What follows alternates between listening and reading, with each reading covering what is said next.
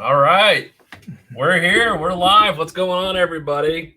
This is Kyle, not Kevin, with Comics Elite, and I'm here with Drew. Hey. Oh, we're here.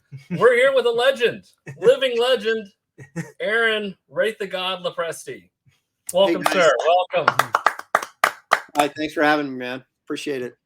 Yeah, thanks for reaching out. I follow you on YouTube, and you're just so charismatic, so fun, and I was like, I have to interview this guy.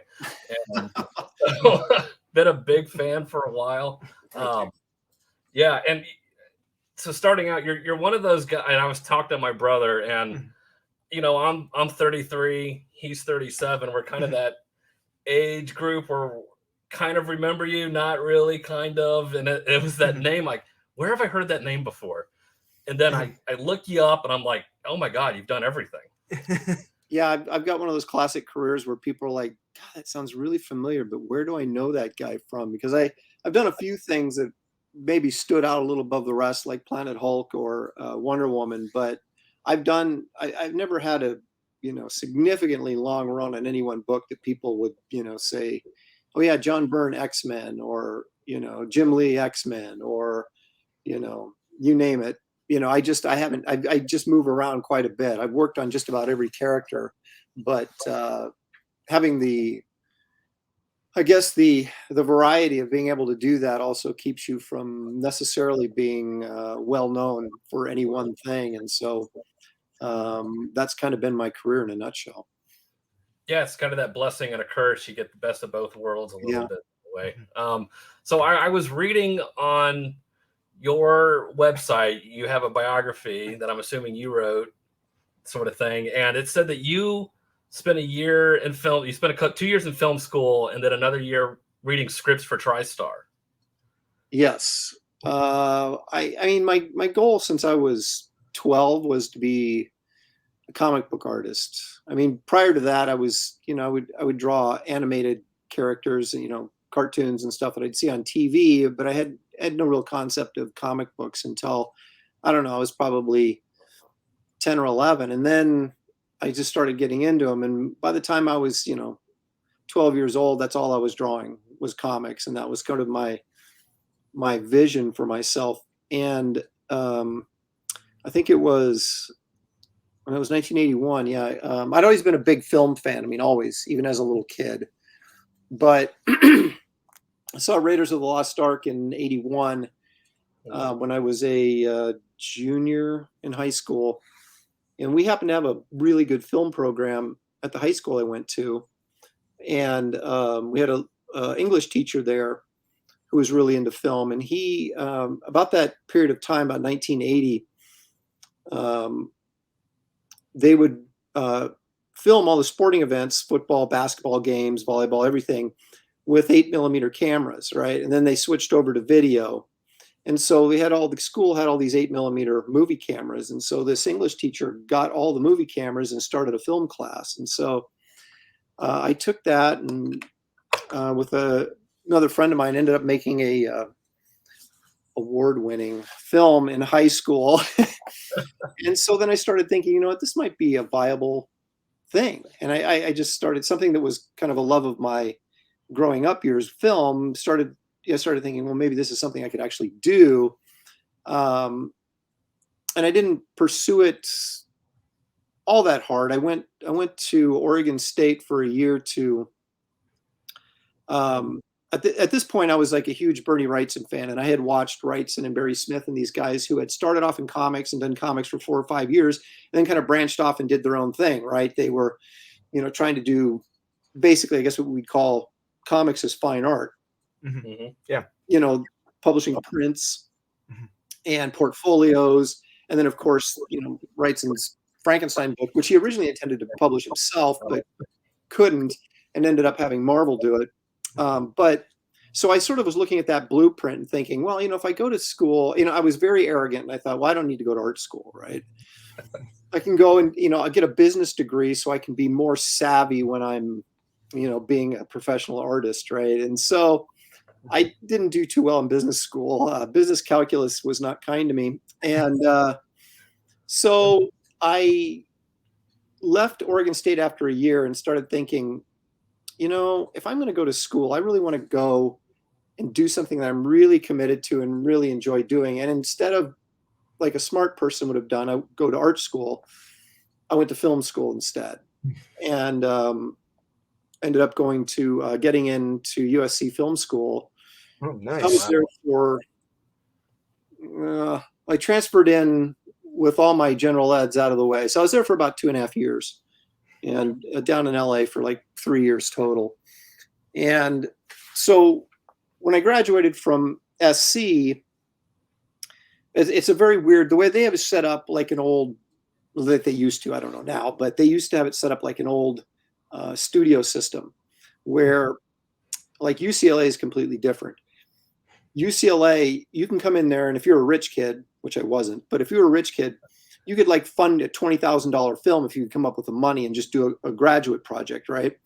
In USC, it was set up so that you had to audition to be a director, and then if you got picked, and they only picked 5 every semester, then you would direct, and then the underclassmen would serve on a crew. And I served as an assistant director on one, and then the next semester would be eligible to be one of those 5 people picked. Well, you've got, I don't know, we had 100 kids in each class, so you've got 100 kids in your class, plus you've got graduate students who are hanging around still trying to get a directorial, film assignment. And so the competition, as you can imagine, is pretty fierce. And so what a lot of guys would do would, if they didn't get picked to direct, they would just keep hanging around, taking electives and things like that, and try the next semester and try the next semester, because otherwise if you didn't get to direct one of those films, you didn't graduate with a reel. So you had really no way to go get an agent, right? Makes sense. And so I was one of those guys that, got out of film school without a reel. So I ended up reading scripts at TriStar Pictures for a while, and then there was a writer's strike, and eventually when TriStar merged with Columbia, I got let go. And so then I was like down in, California temping. And actually, when you're in LA, temp jobs are actually pretty good. I was working at a law firm, and actually had like, wearing a tie and things like that, and actually felt like I had a real job, but it wasn't anything that I wanted to do.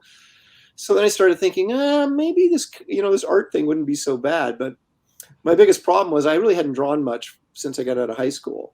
And so I was saying 5 years really set my skills back a ways. But I started doing some black and white stuff in about 1988, and then trying to break into mainstream comics, and finally did in the early 90s at Marvel, working on a humor book called What The, which which I wrote and drew Forbish Man stories in, right? And then finally transitioned into doing some superhero backup stuff, like in some Spider-Man stuff. And then Malibu started up and offered me almost twice as much money as Marvel was paying me at the time. I ran over there and said, "No, I'm going to do this." And so that's pretty much how it started. Do you remember any of the scripts you may have read off the top of your head? Yeah, I do. You guys may want to edit this, but I have to close the door because my dog is barking. No, you're fine. I gotta know. Yeah, me too. I read some really cool scripts. Yeah, from TriStar. Yeah, you always hear about it. Yes. So yeah, I read. Let's see. What was that? There was like this big fad of like movies coming out where teenagers were changing bodies with their parents, or something like that, so they had the body of a, the mind of a 16-year-old and the body of, whatever. And there was one of those movies George Burns was in. I think it was called 16 Again. Yes. Yeah. I remember that. Yeah. I had read that script. And there was another one called Curiosity Kills.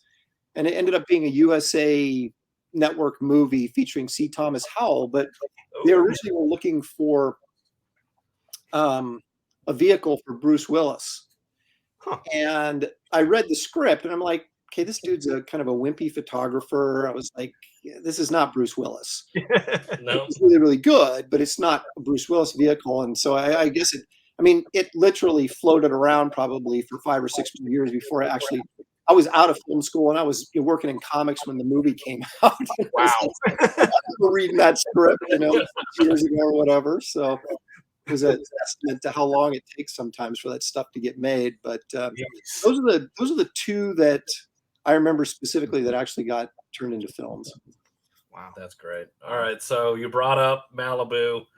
You brought up Barry Windsor Smith's Ultraverse. Look at that. Yeah, I got it right here. Yes. I've got the 12 issues at home. I got the whole run at home. Excellent. I love it. And I was just rereading it because I knew Kyle set up this interview. I'm like, you know what? I haven't read Sludge in a while. And I went through and reread the first 6 issues.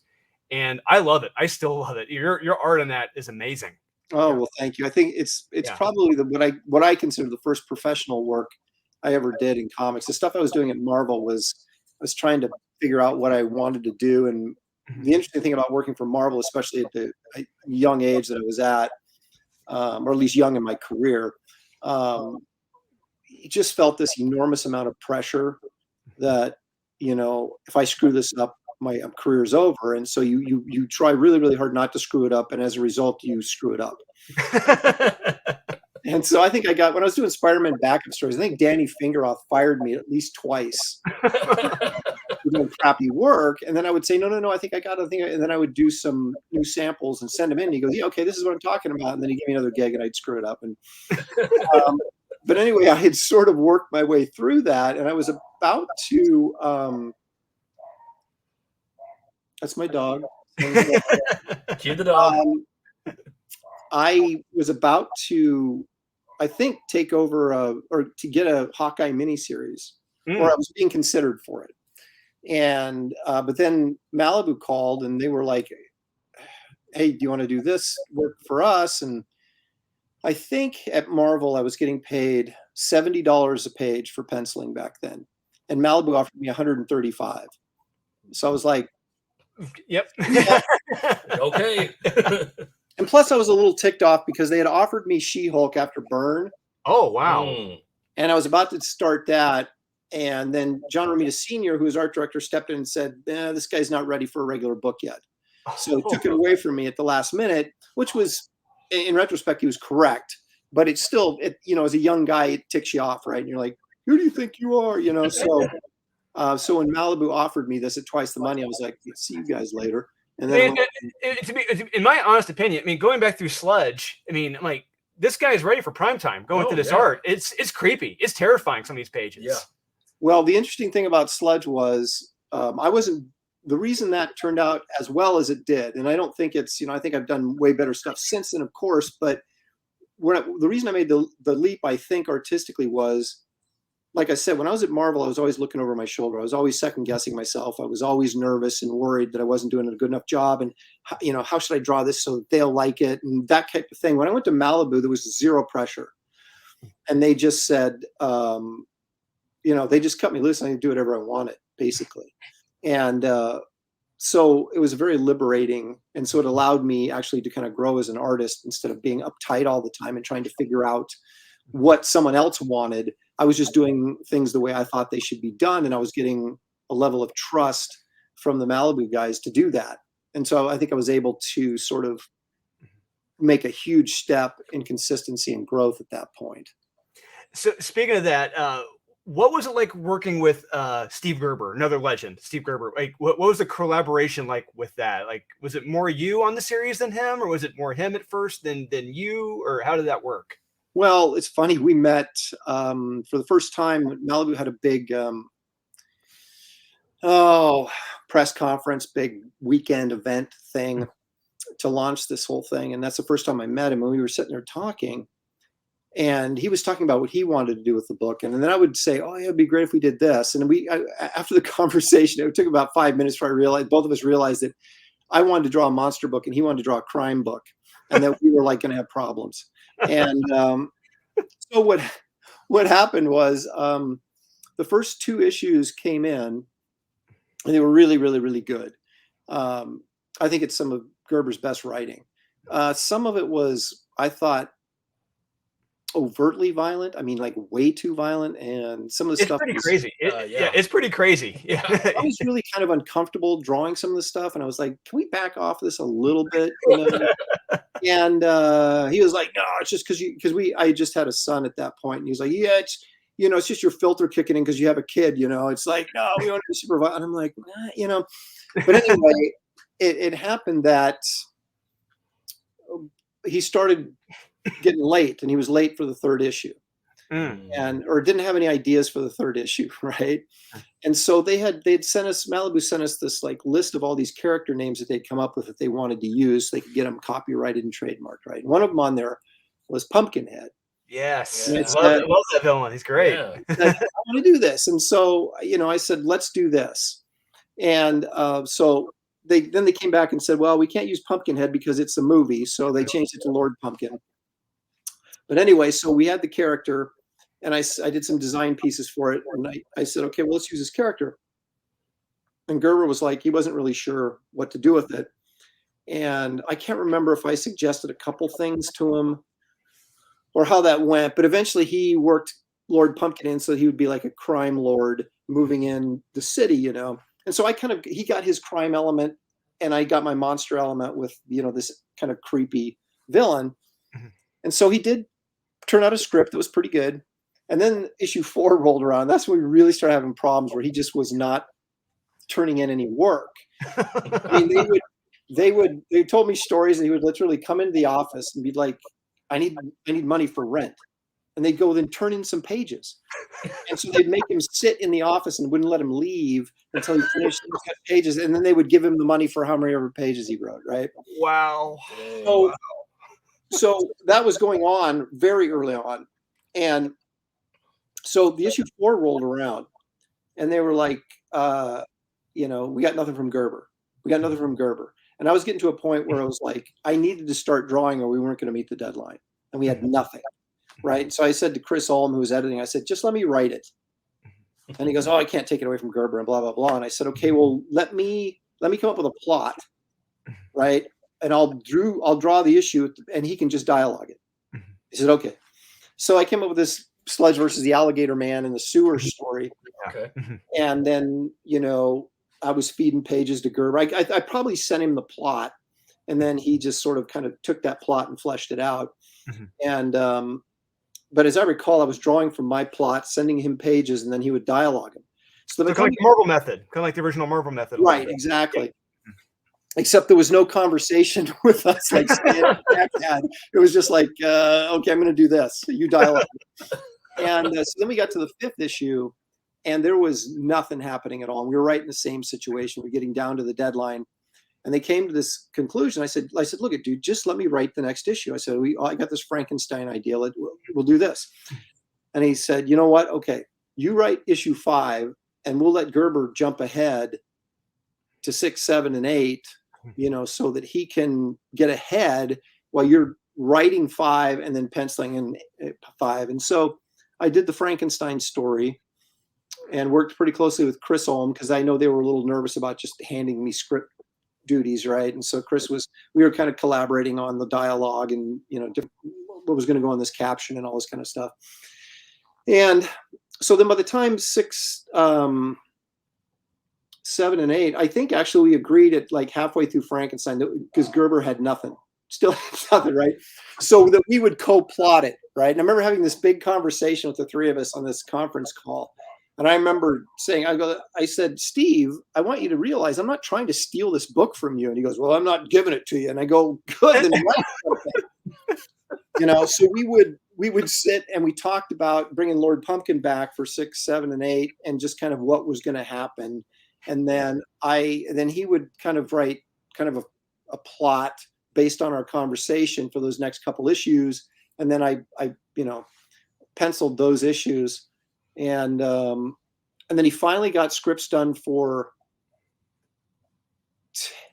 10 and 11, which I think were the Bash brothers, because he had this. He was really into wrestling, and so he brought in these 2 characters called the Bash brothers, which were sort of like these supervillain wrestlers or something. I didn't even draw them because I was working on 12, which was a double-sized issue that I was writing and penciling. which was going to end up being the last issue. Although I don't know, we knew that when I started it, but we had figured that out before I finished it, that was going to be it. So I had we got along fine, Steve and I did, but it was just, he gave me an opportunity to do quite a bit of writing, I can tell you that, which I was grateful for. But, it was pretty difficult getting those books out because but when he wrote a script, it was top-notch stuff. He just didn't do it very often. Wow. But real quick, back to issue number 5, the Frankenstein story. Mm-hmm. Going through that art of yours, you brought up Bernie Wrightson earlier. I saw flashes of Bernie Wrightson in that Frankenstein. Looking at it, I'm like, I see a lot of it in here. Like I could tell, like you put your hard work into that Frankenstein monster and how he looked. It was weird because I wanted him to look kind of creepy, but I couldn't rip off Wrightson's design, right? Which is just great design. Yeah. And so I came up with it was a combination of his and there was a book called The Frankenstein Diaries that came out when I was 11 or 12, and it was purported, I still have it back there in the bookcase, but it was this hardcover and it had these it was supposedly the actual scientific notes and diary of Victor Frankenstein, right? Interesting. Cool. And so that's how they put it. Was really great. And as a 12-year-old, you're going, oh my gosh, this could be real. This could be real. And so, obviously it was a made up thing, but it was made up to feel like you were reading Frankenstein's journals, right? And it was an absolutely terrifying book.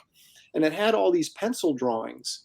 Like a guy would do like a field guide sort of study, or a doctor that was an artist might be drawing different limbs and different surgical procedures and drawings of the monster and things like that. That was really cool. So it was like reading, Frankenstein's journal with these pencil illustrations in it. And the design, they had this bald Frankenstein, which made really a lot of sense to me because it's like, if you're cutting the dude's head off and stuff, you don't want a bunch of hair in the way. You're going to shave the head so you have access to everything. I'd be the perfect Frankenstein. And so I kind of took that design with a little bit of Wrightson worked in with it, with that bald head with a few strands of hair and thing like that, and came up with a fairly creepy design that I think worked pretty good. But yeah, you can really see the Wrightson influence in that issue for sure. Absolutely. No, it's great. Yeah. So moving on. So your career, you said you had worked on a wide variety of characters: Spider-Man, X-Men, the Hulk, Avengers, Batman, Plastic Man, Green Lantern, everybody, Star Trek, Gen 13, published Atomic Toy Box. So what were some of your favorite characters to draw? Well, the Planet Hulk story was great because I just thought it was such the perfect Hulk story. I still think it's probably the best Hulk story ever written. Greg Pak wrote it, of course. And what were those scripts like compared to Steve's? What was that? Oh, what were those scripts like compared to Steve's when you got those? Greg's the interesting thing about Greg is he went to NYU film school. So we were like, we had this film school connection. And so he would do a lot of his scripts were very cinematic, they're more like, screenplays. Mm-hmm. And then I would go in and they wanted me to do all these layouts so Greg could go over them and stuff. Because basically, so I was in there doing storyboards for the movie, right? Mm-hmm. And then, then that would help him to then finalize the script. And then, of course, that would come back to me and then I would draw it, usually based on exactly the layouts I'd put down. But so it was a very different process, but I thought his stuff was really, really good. And that's the only time we worked together, but it was really, it was really good stuff. And I thought the not only the Spartacus aspect of the Hulk story, but also the romance aspect and all these things he just handled really, really well. And I always look at that Hulk story as being sort of the Hulk's Planet Hulk was to Hulk, which, Simonson was to Beta Ray Bill was to Thor. It was like the ultimate Thor storyline. This is kind of the ultimate Hulk storyline. And I only got to draw a little less than half of it because we had alternating story arcs. Carlo Peglione, if I said that right, I hope, was the regular artist on the Hulk. And Mark Panisha, the editor at the time, had called me and said, hey, Carlo can't keep up on this pace that we need to do this. So we want to do alternating story arcs. And I said, okay, yeah, duh, of course I'll do it. And so he got to do the first one, which had the Silver Surfer fight in it, right? And then I came in on the second one. So he did all the heavy lifting in terms of design and stuff. I was just sort of picking up, and the stuff that I had to design was all based on stuff that he had already designed. So I had a template, you know, for that. And I think he ended up doing, I remember counting it once because I got really ticked because they did the animated film and I got no credit for that. And then of course they did Thor Ragnarok and they gave me no credit for that. Oh. And so I was like, well, maybe I didn't deserve it. So I counted up all the pages and out of all that, the Planet Hulk stuff, he did 22 pages more than I did. That's it, you know. So one issue. So yeah, one issue more than I did. And the funny thing is about the animated movie was they interviewed me for the special DVD, right? So I'm interviewed in that, if you know, like the extra, what do you call it? Yeah, I guess it's the extras, right? The extra DVD. They have the movie, then they have the extras, right? And they put the extras in it, and there's a lengthy interview with me on there, and I'm credited nowhere in the film. So it's like, why are they talking to this dude? Oh, wow. Very, very stupid. But. Wow. So anyway, to answer your question, Planet Hulk would probably have been, if I had to pick one favorite of another company's characters, that would have been it. I think my Garbage Man story that I did for DC is probably the best artwork I've ever done in comics. And that, of course, is coming out in trade paperback here in a few weeks. But but that was a creator-owned thing, you know, for DC. So, and there was no real deadlines on it because I was working on it on the side while I was working on other things for DC. So I was able to really do my best work on it. And so those would, you know, those are two separate questions. My best work is probably in Garbage Man. My favorite thing is probably Planet Hulk. Yeah, because I think Garbage Man, he popped in what, Strange Avengers? Is that what it was? Yeah, it was Weird Worlds. Weird Worlds. That's it. Yeah, which was a 6-issue miniseries, and it was followed up by another 6-issue miniseries called My Greatest Adventure. So, and it was so funny when I left Marvel. I guess I'm getting ahead of you guys here, but when I left Marvel to go to DC, one of the things I talked to Dan about was, you know, I wanted to do some writing. You know, I said I didn't want to take over a series or anything, you know, like write and draw Superman, but I wanted, you know, if I had some projects I wanted to do, I didn't want there to be like this chain of resistance against it, you know. And he was like, well, I don't care, that's fine.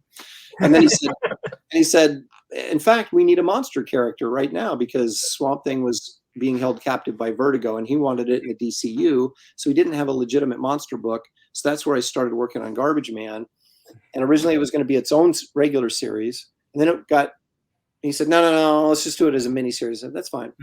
And then it was like, yeah, we're going to do it as backups in the Batman books. And I thought, well, all right, you know, I'll have to do shorter segmented stories, but it'll be in Batman, so everybody will see it.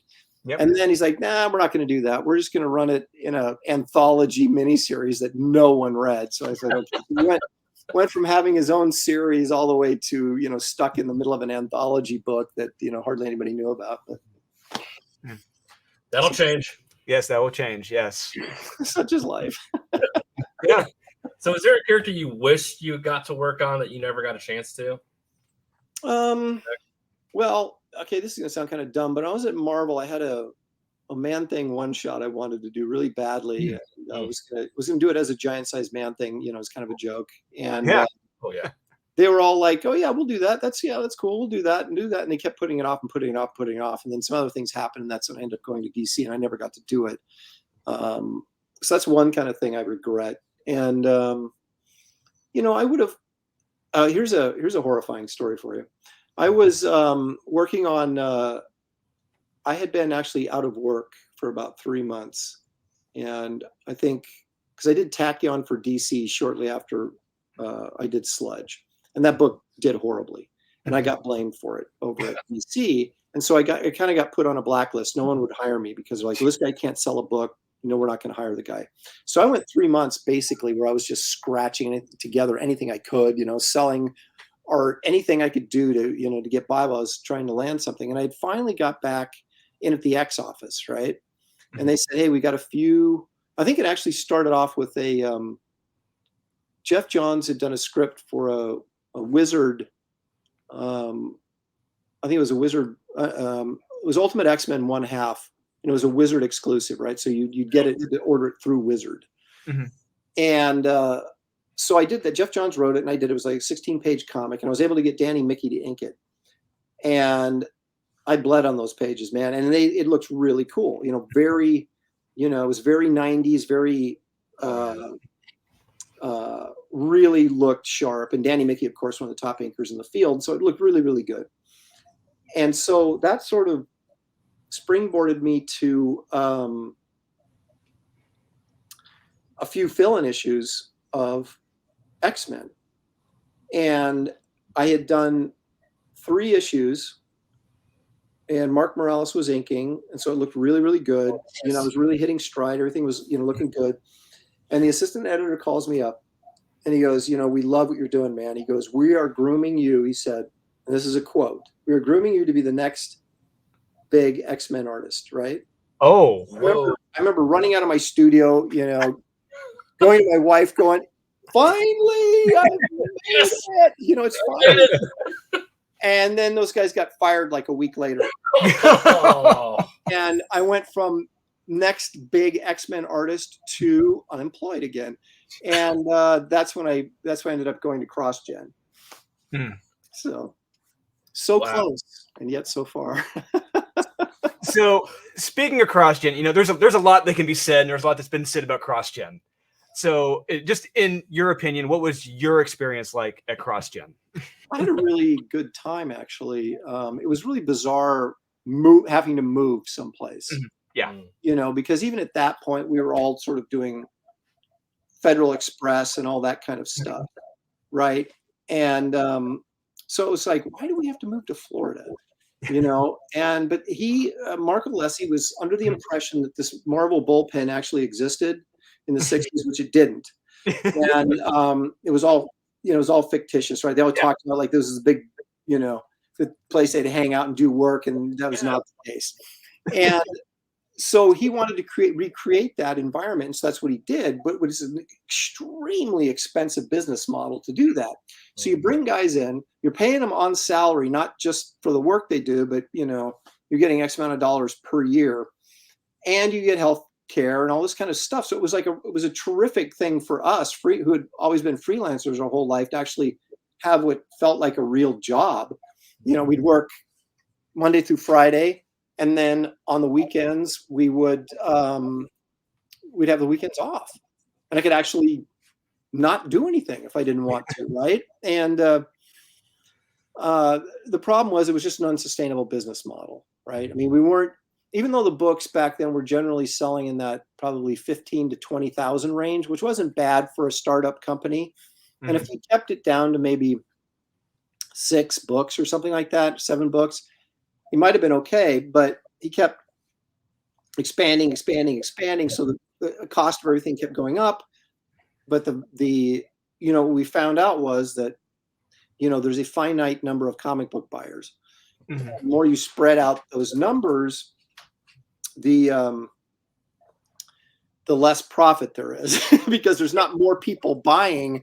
It's just, Joe over here has $20 he can spend a month, and he's only going to buy so many books. Right. And so what happened was, the more books we put out, our numbers would continue to drop. Right. So everybody was buying the books, but buying them in less quantities. And so you basically had the same amount of sales with more overhead. And that just eventually buried the company. He wasn't completely honest with some freelancers at the end, which was unfortunate. I happened to have been dialed into the right people in that company, and I knew that we were in financial trouble. So I was me and a few other guys were looking for work either at Marvel or DC while we were still working at CrossGen, knowing it was going under fast. Wow. And so they brought in a lot of freelancers sort of at the end that didn't get paid, which is really unfortunate. Wow. But So I had set myself up so that I could transition really quickly over to Marvel as soon as everything went south. And then my wife hated Florida because it was too hot, too humid, too many bugs.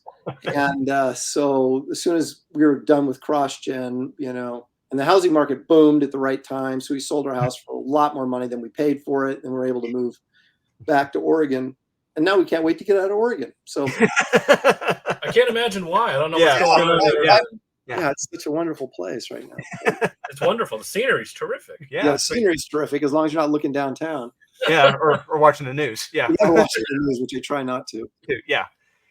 But I would say out of CrossGen, it's like you and Greg Land were like the two artists I remember from CrossGen. Like I think Greg Land was still relatively new back then. I think he was working on Sojourn. I think. Yeah. He was kind of the big guy at CrossGen, and of course he went back to Marvel after that and did quite well for himself. But Steve Epting was the other one. Steve Epting was a guy that had been in the industry for a long time, and probably as long as I had or longer. And I don't know if things had dried up for him, and that's why he took the CrossGen stuff. But then he got back in at Marvel afterwards, and of course did the Winter Soldier stuff. Yeah, so it worked out pretty well for him. I kept it was. Once I got out of CrossGen, I had we were able to do our best work of our career. I think everybody there was doing the best work of their career. And that enabled some of us to get back in the good graces of the big two. And like I said, I landed on my feet at Marvel and started doing Excalibur over there. And then after Excalibur, I did some other Sentinel Squad miniseries. I did some other new X-Men, and then I was doing like the Planet Hulk stuff, Ms. Marvel.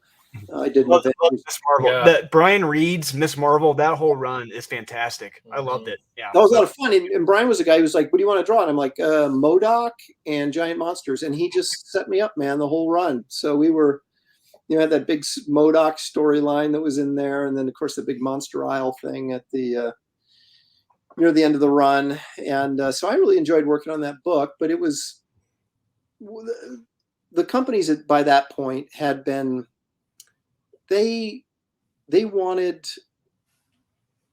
to keep people moving around, because I think it was part of the backlash from Image. They didn't want to make anybody a real superstar if they could avoid it. Yeah, I think they're still that way. They still don't want to keep everyone in check. That's why a lot of us were being moved around. You do a year and a half on Wonder Woman, and okay, now you're on to something else and that kind of thing. They wouldn't give you the option of staying on the book. And so they're like, "Yeah, your run when Ms. Marvel's over." And so I was supposed to do Ultimate Fantastic Four. And I was really ticked off because I hadn't got to do the covers for Ms. Marvel. And so that was kind of one of the things I demanded as best I could, was that, well, if I'm going to Ultimate Fantastic Four, I want to do the covers. And sounds fair. Yeah, and then they kind of were humming and hawing. Well, yeah, I don't know. And then, like a dummy, I said, let me do a sample cover. Okay. On spec. I said, okay.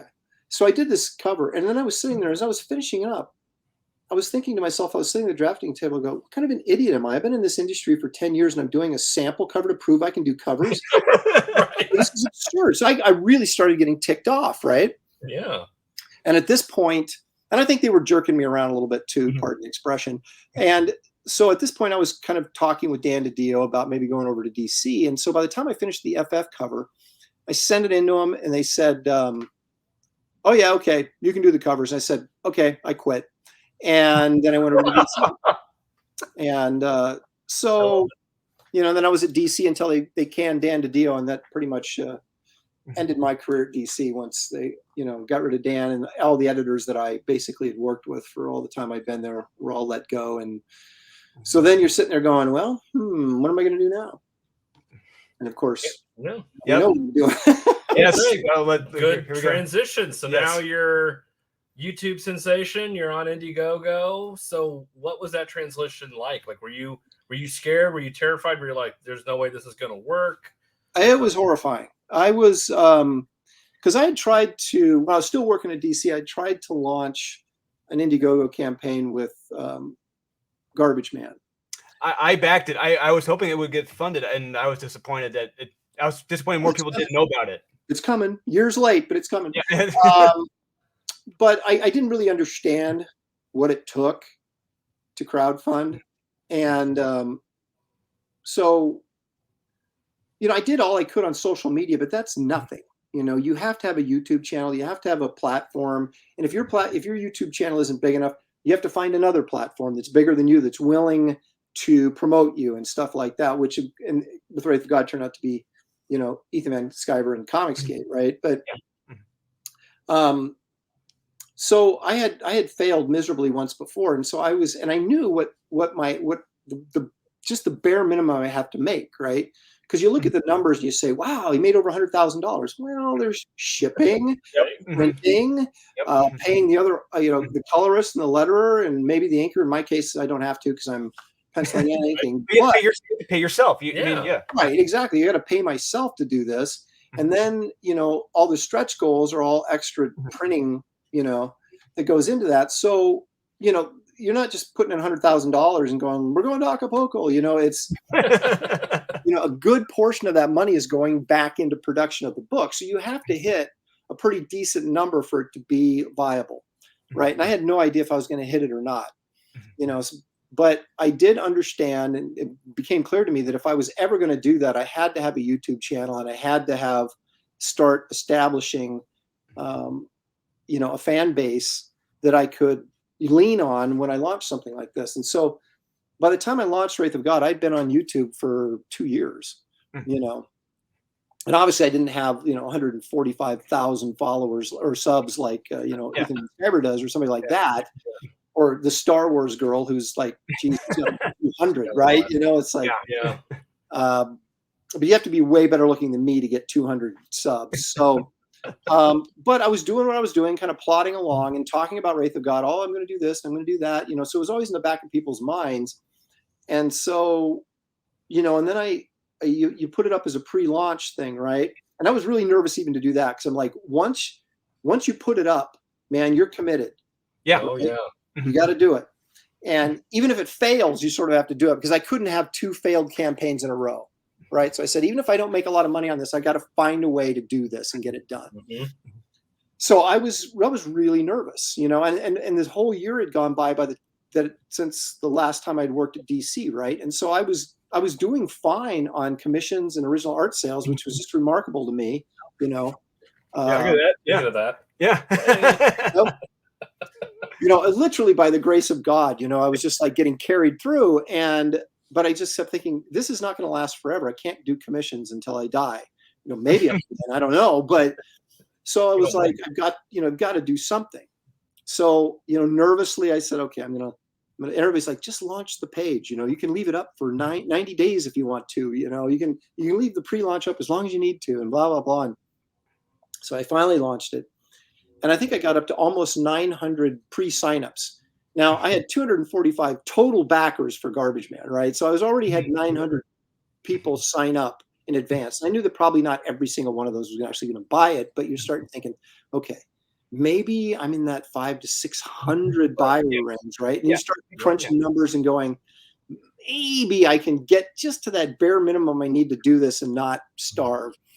And so, I made the calculated risk to, I had been doing the professional show with those guys for a while at this point. And that's fun to watch. You guys are awesome. I love watching. Thank you. Thanks. Yeah. I met, I got to hang out with Billy Tucci at New York. I told him, I was like, when you guys are on, you, Dan, Aaron, Graham Nolan, it's hysterical. I love it. Art, yeah, I love it. Yeah, it's a real fun show, and so they kept going, oh man, you gotta get on Ethan's stream. You gotta get on Ethan's stream. And I'm like, oh, controversy. I don't know if I want controversy, Yeah. But then I realized they're right. That the only way you're going to succeed in crowdfunding to the degree I needed to succeed in was to align myself with a group, and that would be Comicsgate, right? So I sort of looked at it and I said, why are these guys getting all this bad rap? Mm-hmm. You know, and you start looking through it and you start realizing that it's mostly political and other garbage that has very little to do with anybody being, you know, racist or white supremacist or, you know, whatever-ist that you want to attach to it. And most of the guys I knew were really good guys and trustworthy guys and honorable guys. So I'm like, I don't know everybody, obviously, that's associated with Comicsgate. But, you know, I was like, you know, I realized that the only way this was going to happen was if I launched with Ethan. But I didn't want to be someone who was up there like going, please, Ethan, put me on your show. I just, you know, I was just kind of hanging around, and he actually asked me if I would like to launch in his show. And I'm like, yeah, duh, of course. And so, of course, it launched really, really well. Yeah. And then it got canceled. We're gonna bring it up here. So, yep, here we go. And, yep, here we go. Share. Boom, there it is right there. Yeah. Yeah. Look at that. Yeah, so we ended up hitting, while it was still live, 105,000, which was way more than I'd ever dreamt possible, you know, and we're still, I think we can probably get to 110 or maybe more by the time, you know, I close down the store, which would be terrific. And so, but like I said, this brought out of the woodwork everybody. Can't believe Aaron Lopresti's going Comicsgate, and even though Dale Keown had done it a couple months before and no one seemed to care, right? Which I don't get. It's like Dale's. It's Dale Keown. Dale is Dale, right? Yeah. Pitt, the Hulk. Come on. So, but the interesting thing was, as brutally as I got attacked for like a 3-day period or a 2-week period, whatever it was, a week or two period, it just fueled my campaign, right? And I had people I had like 70 or 80 people just quit following me on Twitter and Facebook almost immediately. And then, but I ended up with like 1,000 more followers as a result. So it actually ended up, you know, despite these cancel culture people, this, you know, their attempts to ruin me actually made me more successful, which is generally the way it goes, right? Because most people don't appreciate that type of behavior.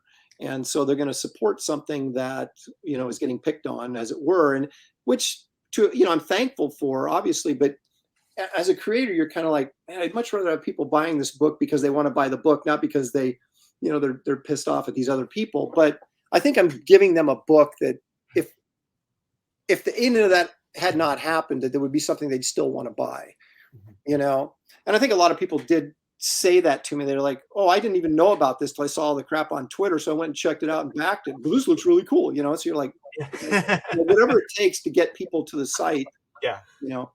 So, it, you know, you run into a whole new world of self-promotion, self-publishing, having to do everything yourself, and kind of balance all that, still get the work done. And then just the garbage that just keeps on trickling through social media is remarkable to me. Yeah, and garbage men. Yes, actual garbage men. There you go. Yeah. Exactly. And it'll die down for a while. Then someone will say something and it'll start cooking again. And then it kind of gets depressing. And then you're kind of, okay, this is all right. Then it gets depressing again. Then it's all right. So it's a very bizarre situation. And like I said, I'm 11 pages into this, which is going to be really close to 80 pages. And so I've still got a long way to go on it. And so hopefully, you know, everything will eventually normalize, and you know, it'll be an enjoyable experience. But right now, it's been as much as you enjoy working on your own thing, all the other crap really makes it unpleasant, right? And so you're constantly, well, I feel pretty good today, and then someone says something, you're like, I don't feel so great today. You go back, I feel pretty good today, and then I don't feel so great today. So and it's funny when you step back and go, this is a comic book. You know, why is there all this drama? This is a comic book. I'm drawing a comic book. Yes, exactly. That's exactly the point. Yes. Yeah, it's not even a political comic book. Yeah. No. Like, what's the big deal? It's a Western. Come on. He's fighting werewolves. Come on. Yeah. But it's a microcosm of what's going on societally, you know, and that's the kind of thing you have to sort of appreciate and understand is that it's not just because it's a comic book. It's just because this is a small part of the larger culture war, right? So, but it's nice to know the one thing you find out is that there are a lot of people out there that are, appreciate what you're doing and support and are willing to support what you're doing, despite all, these loud negative voices that are really not as big in number as they feel like they are because of social media. Yeah, and it's this work is so great. I've backed it twice. I've backed it 3 times. So wow, thank you guys. I did cover A, Ash Can. I did cover A and Garbage Man, and then I just backed cover B because that cover B. Yes, I love cover B. I love that old school Marvel banner, just how that looks. Yeah, it's amazing. Yeah, I was going to. I don't know what made me think to do that initially. I mean, I knew I wanted to do 3 covers, and I am a huge Marvel 70s fan. That's when I grew up reading them, and I was looking through some of the, I have like that big volume of has all the Marvel covers in it. And so I was flipping through that, just looking at, most of them, which were Gil Kane covers, going, oh, these are really cool. I said, this is what I should do, so I sort of did a Gil Kane inspired 1972 Marvel cover was sort of the idea for it. And like I said, it's an era that I really love. So it just made perfect sense once it sort of dawned on me that I should do it. Because being the artist in all 3 covers, I wanted to make sure that each one was significantly different so that if you were so inclined, you'd have a reason to buy all 3, right? If they're all similar Wraith covers, it's kind of like, well, I'll just pick my favorite. But when you do 3 different covers that are so completely different from each other than the subject matter, it makes it a more compelling argument for, the buyer to get all 3 books. It's what you did with me. And it's, working at a comic shop and being around it for so long, you have that fear of missing out. You have that, oh man, I want that cover too. Yeah. I mean, there's something to that, and it works. Well, there's also with these independent books is that it does appeal to the collector's market because the print runs on these things, regardless of how successful they are very limited. Yes. So my print run right now for the collectors out there is probably going to be around 2,500. I mean, that is nothing, right? Yeah. So these books that you pay $25 for, which I think is a pretty good value considering you're getting almost 80 pages. Yeah, absolutely. Yeah. Yes. That's not a bad price. Well, it's automatically going to be worth way more than that as soon as they come out and they get into your guys' hands, right? So I expect the secondary market. Who was it that I guess it was Shane Davis was saying he saw his Starlight Cats is already up like on $80+ for an issue on eBay. Wow. And I don't know what his final print run was, but even look at something like Cyberfrog, which sold what 8,000, 9,000, 10,000 copies or something like that. That is a really low print run for a comic. Books get canceled at 15,000 or 17,000. A book with 10,000. Yeah, you used to. Yeah. Now that's a win. Now it's a hit. Yeah, you got it. Yeah, exactly. So, I mean, even though you'd think, oh, there's tons of those available, there really isn't. No. And especially if you didn't get in on it during the campaign stage, and then you're discovering it, 2 years after the fact, So, I mean, I think that helps a little bit, to kind of when you're dealing with higher priced books and shipping, like we have to in these crowdfunding campaigns, is the fact that there's going to be a high level of collectability with a lot of them.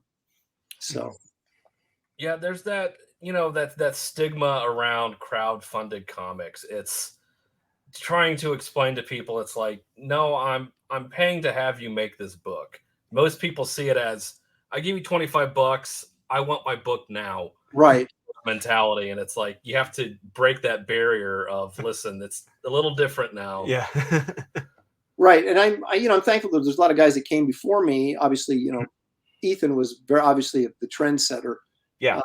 But then, those guys that, everybody, Graham Nolan, Andy Smith, Art to Bear, all of them had done books prior to me.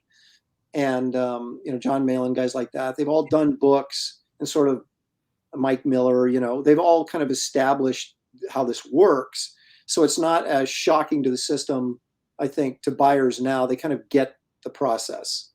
And I was sitting there thinking the other day, as I was thinking about doing fulfillment on this project when it's done, and I kept thinking, the really unfortunate thing is there's going to be one guy that is the first one to get the book, and there's going to be one guy who's going to be the last guy to get the book.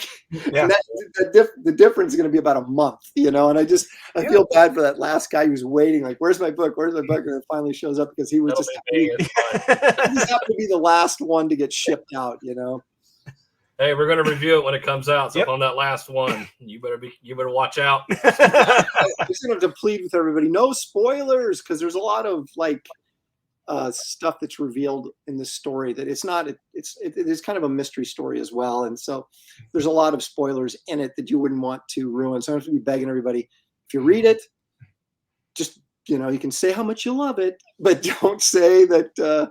Don't give any details away until everybody's got their copy and has a chance to read it. From a visual perspective, if I were a young me back at 12 or 13, and I see this cover, this guy wearing black on a black horse, this looks awesome. I mean, how could a kid not like this? Yeah. I was really pleased with how it came out, and it's kind of a odd thing because as an artist, generally you're not as pleased. You're like, I could have done better on that. Yes. But it really, I was able to hit on something that that it needed to be. You know what I mean? It's like when you're selling a campaign, and I'm an unknown in this market. You can't just have an average cover. You've got to have a cover that's like, well, okay, yeah, I'm taking a chance on this guy, but I'm going to take a chance on this because it looks so cool. Yeah. And so, after I inked it, I was kind of like, and I scanned it and I was coloring it. And it was really kind of a race against time because I needed to get these images colored so I could launch the campaign. But then after I colored, I was like, wow, this combination of the dark imagery with these dark reds, and I said, this really works. And so it's one of those things that it doesn't happen all the time, but every once in a while you do something and you go, this works. This is good. I can hold this up and say, yeah, this is good. And I think the cover B has the nostalgia thing going for it as much as anything, so it doesn't have to be necessarily brilliant, but it just has to be, wow, that looks like a Gil Kane cover from 1972. And then you're like, I succeeded. Yeah, absolutely. So do you see crowdfunding, Indiegogo? Do you see this as the future? A comic? That's a great question. I don't really know the answer to that. I know there's a lot of people trying to get into it, and right now, because it seems like I was talking to somebody, a former executive in the comics industry, saying it's like the gold rush right now for crowdfunding. Mm-hmm. It is in a way, but you can also still fail miserably if you don't do it right. And I don't know that a lot of guys, artists and or writers, want the responsibility of having to do everything. Right.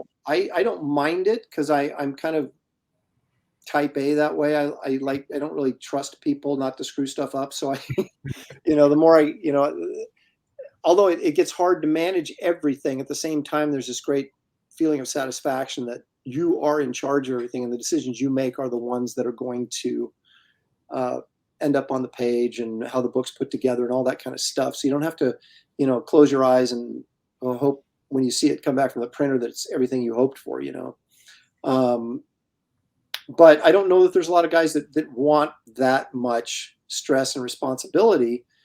So it'll be interesting to see going forward if maybe more companies try to do this, and then that way, I mean, not Boom, but Boom did it with obviously Ron Garney and Berserker. Yeah, and Dynamite. Dynamite's doing it. I was thinking of Dynamite does it a lot, and they, so that may be a way to do it in the future. I think that before it becomes mainstream, I mean, I guess it is mainstream to a certain degree, but I mean, we're still independent because the big two still exist. But the way the big two are going right now, I mean, DC in a year from now might be completely digital, with only 6 titles or something. I mean, that's entirely possible. Yeah. And with Marvel, who knows what their plans are. So this might be the second best option, available. But guys, like I said, there's guys that are launching right now that their books aren't doing as well as you would think they would because of their names, but it's a different audience, and you have to go out and you have to become a part of that audience and nurture that audience and grow that audience. And you can't just think, well, I worked on Superman, so I'm going to launch this book and I'm going to make $200,000 on it, because it doesn't work that way. Right. And you guys have a hand tied behind your back being labeled Nazis, racists, terrorists, whatever they want to claim. So right. You already have that going against you, and yet you guys are still able to persevere, come through, give out. I mean, this product is awesome. Everything I've ever received from anybody, especially Ethan. I mean, Ethan's stuff is top notch. I mean, I wear a sweatshirt, and it's like everything I've gotten from him has been top notch. I just backed NASA Rabati's stuff, and I just got that, and it's great. So, I mean, you guys are on the pulse of something. I think it's going to be huge, and it's going to blow up, and it's only going to get bigger. I think I think, provided the economy doesn't completely collapse and any other weird things happen that are out of our control, right? Yeah. I think eventually, if comics are going to survive, they're going to be in some ways this boutique market where we're creating comics specifically for a group of people that want that type of comic book. But I don't know. It's just it's a really volatile market right now in the mainstream, and it'll be interesting to see how it all shakes out. And because there's been, it's like every decade we think that's the end of comics, and somehow it perseveres, and something happens, and maybe this is what's happening to save it is these crowdfunded projects, but they're going to have to maintain a level of quality so that people don't feel like, well, I'm not buying Batman this month, but I can buy Wraith of God and it's just as good. I mean, if not better, in my opinion. I mean, it's better. And so this is my personal opinion. Like I love it when I could tell that an artist hand drew it. And I understand some artists are doing it digitally now, but there's something I can appreciate knowing, like, oh my God, he took the time and effort hand drawing that out. Whereas, like, I can tell with the Batman artist now, it's all digital. This, I'm like, I'm going to take this over Batman any day of the week. All right, well, cool. Thank you. I got my dog scratching at the door. Excuse me. Okay. Look at this. Yeah, look at the detail right there on the gun. Yeah. Jeez, bringing in things. The detail on the vest. Yeah. Jeez. Sorry. Thank you. I mean, there are certain things you can tell. I mean, that you can't do digitally that I can see that you did by hand. It's just it's right there. It's all right here on this page. Yeah, my approach to this book is different than I've ever done before, because I'm doing it all in pen, and I'm usually a brush inker, because I wanted it to feel a little bit rougher around the edges, being that it's sort of a spaghetti western, right? And love it. Yeah. Or that's sort of the feel to it. I mean, it's obviously a superhero monster western, but I wanted that I wanted it to feel like a Sergio Leone film, Nice. and I thought the only way I'm going to do that is to go in there and do a little bit more drawing with the pen, as opposed to drawing everything out completely perfectly with the pencil, then going in and painstakingly inking every line exactly as I penciled it out.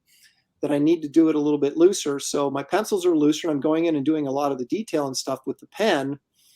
And, I've had to use a little touch of white out here and there, or I made a dumb decision. But for the most part, I haven't had to do that, because I'm not trying to impress anybody with how slick and how perfect every single line is. That's not what I'm going for.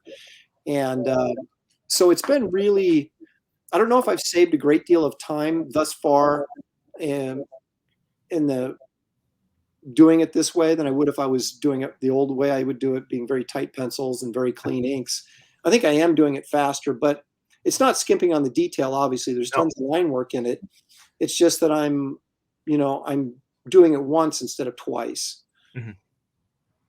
Yeah, it's great. It's like the opening credits for like, Fistful of Dollars or The Good, the Bad, and the Ugly. Speaking of which, okay, Sergio Leone films, the Man with No Name trilogy. Which one is probably your favorite one?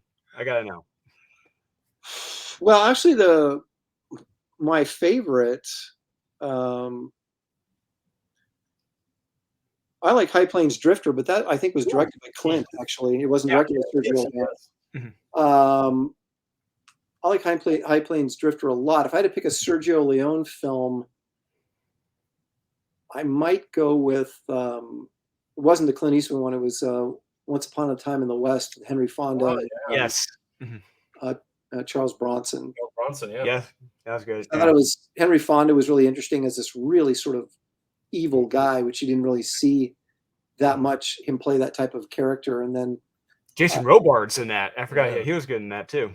Well, that whole opening scene at this train station classic. is just great. So that might be my favorite. But if I had to, out of the Clint Eastwood films, I like High Plains Drifter the best, even though he directed and Sergio Leone didn't. But of course, as we know, Clint Eastwood's a pretty good director himself. So yeah, he's done a few films. Yeah, the kid's going places. Yeah, I think he'll be all right.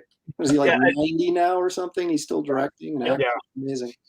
Him and Shatner, they'll live forever. Yeah. You just met Shatner. Oh yeah, I just got to meet Shatner at Indiana Comic-Con. Oh, did you? Yeah. Have you seen that video game commercial where he's playing video games with Gorn? No. He's playing the Star Trek video game. It's hilarious. Oh, I got you have to Google search like Shatner Gorn video game commercial or something like that, and it'll come up, and it's really funny. I don't think it's a TV spot. It's one of those internet spots, I think, Oh. But it's really good. Very funny. Oh, I love that. This mini print right here. This is a cover in itself. Holy crap. That's amazing. Thank you. Yeah. It's better than anything Marvel's putting out. Yeah. And of course, that's the trading card that everybody gets that signed up early before it went live. So there'll be a print run of about 1,000. I think I got about 880 some people that'll actually get it for free, and then I'll print 1,000. So I have like 100 if anybody wants to buy one, so I'll have that. And where am I on my stretch goals? Well, I better get my button gear. No, I've got the I have to get the stick set done, and I have to get I've got a guest artist, but he's not going to be working on. Well, he might actually be able to start this month on the There's a epilogue, 3-page epilogue at the back of the book, and I'm going to have him do a kind of like a interior cover for the epilogue, or just a title page for the epilogue, so that the story ends, and then there'll be this sort of barrier, and you turn the page and read the epilogue, as opposed to the epilogue running directly into the story. Because they connect the universes, but it's not really part of the Wraith of God story. So I just don't want an epilogue that has nothing to do with, it has something to do with it thematically, but it doesn't have anything to do with that particular story. So I don't want to be confusing. So I figured, okay, I'll do this separate kind of title page where people go, ooh, special epilogue, and then turn the page and you read this little 3-page thing that as a bonus at the end. Wonderful. Hey, anything more in that book? I'll take it. Yeah, I want that playing card. I want that one. I want to hit that 120K stretch goal because I want that playing card. Yes, another guy really got pissed at me because it was originally at like 90,000, and I moved it back. I kept moving it back, and that was like his stretch goal that he really wanted, and he was really mad at me. And emailed me, and I explained to him. I said, first of all, these are free. These are bonuses that you're getting. And I said, and I felt that there was some other stuff that was more important, as cool as the playing card is, that I wanted to do. And that sticker set was just, for me personally, reminded me of when I was a kid and I got these Marvel sticker sets with these characters, and I'm going to do that with Loprestiverse characters. And so I kind of wanted to do that more than I wanted to do the playing card because we already had the 2 trading cards, right? And I thought, this feels too card heavy to me. So I kept moving stuff around. And anyway, I explained myself to him, and he forgave me, even though and I said, hey, we may get to 120 yet. So don't. I just now realized that reading the 70K stretch goal, that mini print, that's a preview for the next book Yes. I'm even more excited now for the. Yeah, if you guys haven't seen it, I had it on my live stream. It's right here. At least I've done about 3 or 4 different revisions on this yet. But it's going to be a vampire story. Yes. Kind of went the Nosferatu route there. And there we go. That is awesome. So you got Esther down here in the coffin opening up there. And then, of course, the Wraith and the vampire. It looks very much like Nosferatu. Yes. There. And it's gonna be an oil painting unless I completely screw it up. It's been a couple years. Well, it's been several years since I've done an oil painting. So I'm giving this as an excuse to do one. And if it turns out good, I'll use it. If it doesn't, then I'll do it the old-fashioned way. But I'm working on getting the final art pencil finished. And I know, okay, this is the image I'm going to paint, and then getting it transferred to the board and all that kind of stuff. And I'll do some process videos when I actually start working on that, so you can all watch me either succeed or fail. Nice. I'm sure it'll be a success, but I've been into collecting OA recently. So when that gets finished up, I may be like, I wonder if this is going to go up for sale and for how much. No, it probably will. The only stuff I'm not selling is the interior pages. Oh, okay. 2 pages that people bought to have their likenesses included in the comic, and so they get those pages as part of the deal. And but those are the only 2 pages that I'm selling at this point. But all the covers, I'm keeping the cover A. I'm keeping, but cover B and C are already sold, and all the print art and card art is sold. And I also that's terrific. That's fantastic. Yeah. So there will be some of it out there. And, one thing you don't want to overlook when you're doing a campaign like this is, putting original art as part of the tier. I used to originally, when I was doing this, was thinking, well, that's kind of cheating because you're not really selling the book, you're selling original art. And really, if these books are going to succeed, they should succeed on their own merits. But then I sort of had more of a big picture view of it and understood that this is a campaign to raise money to produce this book. And if you have to sell T-shirts or medallions or original art or whatever to get money into the campaign to be able to do the book, then that's what you do. And so I've had a lot of success with the original art sales attached to the campaign, raising, extra money to get this book where it needs to be financially. So, well, it's been a success, and there's no doubt you will continue to succeed. And I know I will be there with anything that you have out. I will be hopefully the first one in line to back it. Yep. Likewise, same here. Yeah. There's always the last guys to get it mailed to you, hopefully. I'm sure I'll be the last one to get it, and that's fine. Yeah. Well, thank you guys. I really appreciate supporting the project. Absolutely. So we're going over an hour. I don't want to keep you too long. So where can everybody find you, and where should everybody go to back you? Well, if you just go to Indiegogo and you type in my name or type in Wraith of God, this will come up. So you can do that. You can go to, I'm on YouTube. Just type in Aaron Lopresti and my videos will come up. And most of those have a link to this. My social media is Aaron Lopresti at Facebook, Aaron Lopresti on Twitter, Aaron Lopresti on Instagram. So basically, if you can spell my name, you can find me. And I'm always pushing something, whether it's original art or this project. So. Well, great. Well, we can't thank you enough for joining us here on our channel. We really appreciate it. We wish you the best of luck, and we'll keep watching for sure.